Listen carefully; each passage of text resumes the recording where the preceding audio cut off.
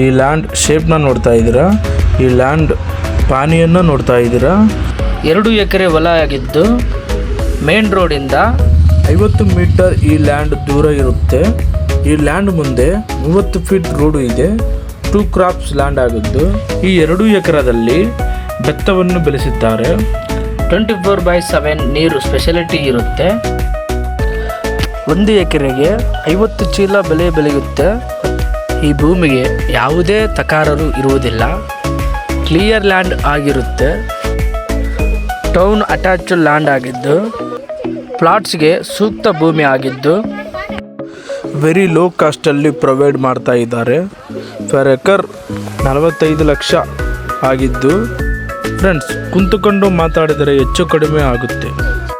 ಈ ಲ್ಯಾಂಡ್ ತಗೊಳ್ಳೋಕೆ ಆಸಕ್ತಿ ಇದ್ದವರು ಈ ನಂಬರ್ಗೆ ಸಂಪರ್ಕಿಸಿ.